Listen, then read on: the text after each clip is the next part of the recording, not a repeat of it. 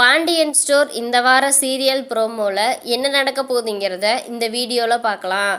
நம்ம அரசி துணி கடைக்கு வரவுமே துணி கடையில் அரசி கொஞ்சம் கடுப்பேற்றவுமே குமார் டென்ஷன் ஆகி வீட்டுக்கு எந்திரிச்சு போயிட்டாரு. அங்கே போனால் சக்திவேலு அதுக்கு மேலே கடுப்பேற்றுறாரு. ஏன்டா உன்னை பிள்ளைய பெத்தங்கிற ஒரு நிலைமைக்கு இது பண்ணுற அளவுக்கு பேசிட்டு அவரு கடுப்பேற்றி விடுறாரு. இதில் என்னடா பண்ணுறதுன்னு யோசிச்சுட்டு உட்காந்துருக்கும்போது நம்ம அரசி என்ன பண்ணிட்டாங்க, குமாரோட கார்டை எடுத்து யூஸ் பண்ணி ட்ரெஸ் எல்லாம் எடுத்துட்டாங்க. அதை பார்த்து எதுக்குடி இப்படி பண்ணுற அப்படின்னு சொல்லிட்டு போய் மறுபடியும் அரசிக்கிட்ட சண்டை போட்டுட்ருக்காங்க. இப்படியே நீங்கள் என்கிட்ட சண்டை போட்டுட்டு இருந்தீங்கன்னா நான் இப்போ எஸ்ஐட்ட போய் கம்ப்ளைண்ட் பண்ணிடுவேன் தெரிஞ்சுக்கோங்க அப்படிங்கமேனு சரி தொலடி மோதம் அப்படின்னு சொல்லிட்டு கூட்டிகிட்டு போயிடுறாங்க.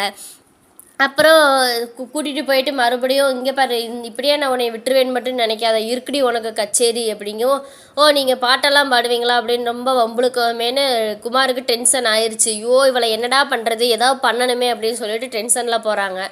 இங்கே பாண்டியன் வீட்டில் என்னடானா எல்லாம் உட்காந்து ஒரு சந்தோஷத்தில் இருக்காங்க. மயில் கன்சீவாக இருக்கிறனால அவங்க ஒரு சந்தோஷத்தில் இருந்துகிட்ருக்காங்க. பரவாயில்ல, நம்ம வீட்டுக்கு ஒரு வாரிசு வரப்போகுது மயில்னால அப்படின்னு சொல்லிட்டு கோமதி எல்லாருமே பாண்டியன் எல்லாருமே இது மயிலை அந்த தாங்குறாங்க. ஆனால் மயிலுக்கு என்னடானா குழந்தை பிறந்ததுக்கப்புறம் நம்மளை வேலைக்கு அனுப்பி விட்ருவாங்களோங்கிற அங்கிட்டு ஒரு பயம் வந்துருச்சு. அதுக்கப்புறம் நகை விஷயம் எதுவும் தெரிஞ்சிருமோ, நம்ம வயசு கூட இருக்கிறது ஏதோ தெரிஞ்சிருமோ, ஐயோ பயமாக இருக்கே அப்படின்னு சொல்லிட்டு அந்த பக்கம் அவங்க பயந்துட்டு இருக்காங்க. அப்புறம் என்னடான்னா நம்ம சதீஷோட அம்மாவும் அப்பாவும் வர்றாங்க. வீட்டுக்கு வரவும், வாங்க அக்கா என்னக்கா அப்படின்னு சொல்லி கேட்கவும், நான் உங்ககிட்ட உட்காருங்க அப்படின்னு சொல்லி கோமதி சொல்கிறாங்க. அதுக்கு சதீஷோட அம்மா சொல்கிறாங்க, நான் மறுபடியும் உங்கள் கூட உறவு கொண்டாடலாம் நான் ஒன்றும் வரல அப்படின்னு சொல்லிட்டு, அதான் கல்யாணம் தான் ஆகலைல்ல, அந்த 10 கல்யாணத்துக்கு செலவு பண்ண காசை கொடுங்க அப்படின்னு சொல்லி கேட்கவுமேனு எல்லாம் அதிர்ச்சியில் தகச்சு போய் நிற்கிறாங்க. என்னக்கா திடீர்னு அப்படின்னு சொல்லி, ஆமாம் கல்யாணம் பண்ணி பொண்ணு தரேன்னு சொல்லி ஏமாற்றி எங்கள் காசை பூரா செலவு பண்ண வச்சிங்கல்ல, அந்த காசை கொடுங்க அப்படின்னு சொல்லி கேட்கவுமேனு அப்படின்னு சொல்லி கேட்கவும், பாண்டியன் என்னடா பண்ணுறது அப்படின்னு சொல்லிட்டு முழிக்கிறாரு.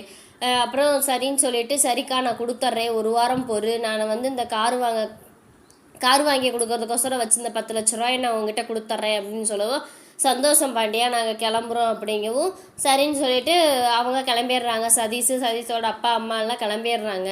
இங்கே பாண்டியன் என்ன பண்ணுறாரு, செந்தில்கிட்ட, ஏன்டா செந்தில் இது நம்ம 10 லட்ச ரூபா அக்கௌண்ட்டில் போட சொன்னேன்ல, அந்த 10 லட்ச ரூபா எடுத்துகிட்டு வா அக்காட்ட கொடுத்துர்லாம் அப்படின்னு சொல்லவுமேனு செந்திலுக்கு என்னடா பண்ணுறதுன்னு தெரியல, முழிக்கிறாரு. இங்கே மீனாவும் முழிக்கிறாங்க. ஐயோ எப்பட்றா அதுலேருந்து மீண்டு வரப்போகிறோமே தெரியலையே, இப்போ மாமாவுக்கு என்ன பதில் சொல்கிறது, நம்ம எங்கிட்டிருந்து அந்த காசை பொருட்டுறதுன்னு தெரியலையே அப்படின்னு சொல்லிட்டு 2 பேருமே முழிக்கிறாங்க. என்னடா பேசாமல் இருக்கிற, ஏதாவது வாய் திறந்து பேசு, எடுக்கலாம்ல இப்போ அப்படிங்கவும், எடுக்கலாம்ப்பா அப்படின்னு சொல்லிட்டு திக்கி திணறாங்க.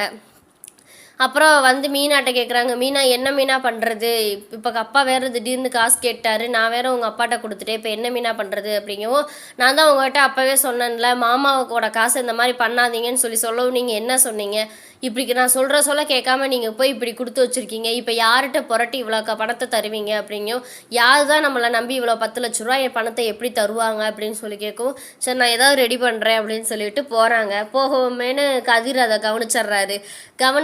கதிர் கவனிச்சுட்டு கேட்குறாங்க, என்னென்ன ஆச்சு, என்ன பிரச்சனை, என் பணம் இருக்கா இல்லையா அப்படின்னு கேட்கவும், இல்லைடா வேலைக்கோசரம் மீனாவோட அப்பாட்ட கொடுத்துருக்கேன் அப்படிங்கவும், என்னென்ன சொல்கிறேன், இது அப்பாட்ட கேட்டே வாங்கியிருந்துருக்கலாம்ல அப்படின்னு சொல்லவும், அப்பா தான் கேட்டதுக்கு தரமாட்டேன்னு சொல்லிட்டாருடா, அதனால தான் இந்த பணத்தை சரி கிடைச்ச பணத்தை கொடுத்துருவோம், வேலையை வாங்கிட்டு அப்புறம் பணத்தை எப்படியாவது ரெடி பண்ணி அப்பாட்ட கொடுத்துர்லான்னு நினச்சிட்டு இருந்தேன், ஆனால் அப்பா இப்படி திடீர்னு கேட்பாருன்னு நான் நினச்சி கூட பார்க்கல அப்படின்னு சொல்லி செந்தில் சொல்கிறாரு. சரிண்ணே இதுக்கு ஏதாவது ஒரு வழி பண்ணுவோண்ணே, ஏதாவது எங்கேயாவது ரெடி பண்ணுவோம் அப்படின்னு சொல்லிட்டு சரின்ட்டு இப்போ பார்க்குறாங்க.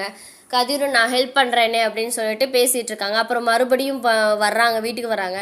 வெறுங்கையோடு வர்றதை பார்த்துட்டு பாண்டியன் கேட்குறாரு, என்ன பணம் எடுக்க போனீங்க, எங்கே செந்தில் பணம் எங்கே அப்படின்னு சொல்லி கேட்கவும், இல்லைப்பா அப்படின்னு சொல்லிட்டு முழிச்சுட்டு நிற்கிறாங்க. என்ன பண்ண பணத்தை சொல்லு அப்படின்னு சொல்லி கேட்குறாங்க.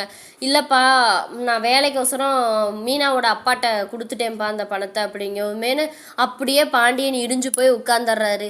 அப்புறம் கோமதி அழுகுறாங்க. ஐயோ கடவுளே, ஏன்டா அந்த 5 பிள்ளையை பெற்று 5 பேர் இப்படி அவருக்கு அடி மேலே அடியாக கொடுக்குறீங்கன்னே தெரியலையே, இப்போ நான் அன்னைக்கு என்னடா பதில் சொல்கிறது, அவங்க வேற இன்னும் ஒரு வாரத்தில் பணம் கேட்டு வந்துடுவாங்களே, இப்போ என்ன பண்ணுறது செந்தில், ஒரு வாரத்தை எங்ககிட்ட கேட்டிருந்துருக்கலாம்ல அப்படின்னு சொல்லிட்டு ரொம்ப கதறாங்க. இல்லைம்மா அப்பா தான் கேட்டால் கொடுக்க மாட்டேன்ட்டார்ல, அதனால தான்ப்பா நான் இந்த பணத்தை கொடுத்தேன் அப்படிங்கவும், இப்போ நான் அவங்களுக்கு என்னடா பதில் சொல்கிறது, ஏன் செந்திலே இப்படி பண்ணுறீங்க அப்படின்னு சொல்லிட்டு 2 பேரும் பாண்டியன்னா அப்படியே உட்காந்துட்டாரு இடிஞ்சு போய். இங்கே கோமதின்னா தலையாக அடிச்சுட்டு அழுகுறாங்க. இப்போ தான் ஒரு கஷ்டம் தீர்ந்து ஒரு நல்லது நடந்துச்சுன்னா அதுக்கவங்களும் இன்னொரு கஷ்டத்தை அவருக்கு அடிமேல் அடி கொடுத்தீங்கன்னா அவர் எப்பட்றா தாங்குவார் அப்படின்னு சொல்லிட்டு கதறிட்டு உட்காந்துருக்காங்க. மீனா வந்து என்ன பண்ணுறதுன்னு தெரியாமல் முழிச்சுட்டு நிற்கிறாங்க. என்ன பேசுகிறதுனே தெரியாமல் முழிச்சுட்டு நிற்கிறாங்க. இதுக்கப்புறம் என்ன நடக்க போகுதுங்கிறத வந்து அடுத்த வீடியோவில் பார்க்கலாம். இந்த வீடியோ பிடிச்சிருந்தா மறக்காமல் லைக் பண்ணுங்கள், சப்ஸ்கிரைப் பண்ணுங்கள்.